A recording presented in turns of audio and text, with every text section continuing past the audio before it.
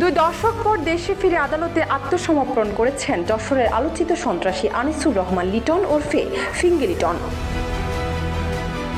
4 September দুপুরে গোপনীয়তার মধ্যে অতিরিক্ত জেলা ও দায়রা জজ ফারজানা ইয়াসমিনের আদালতে আত্মসমর্পণ করলে বিচারক জামিন নামঞ্জুর করে তাকে কারাগারে পাঠানোর নির্দেশ দেন।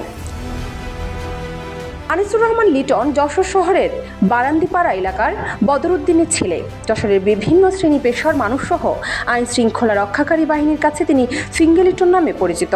অস্ত্র, হত্যা, চাঁদাবাজি সহ 20 থেকে 22টি মামলা মাথায় নিয়ে 20 বছরের বেশি সময় ধরে তিনি বিদেশে পলাতক ছিলেন।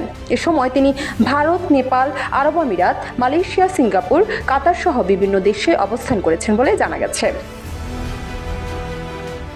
যশোর আদালত পুলিশের ভারপ্রাপ্ত কর্মকর্তা রোকসানা খাতুন বিষয়টি নিশ্চিত করে বলেন, 1999 সালে অস্ত্র আইনের একটি মামলায় লিটনের 10 বছরের সাজা হয়। এরপর থেকে তিনি পলাতক ছিলেন।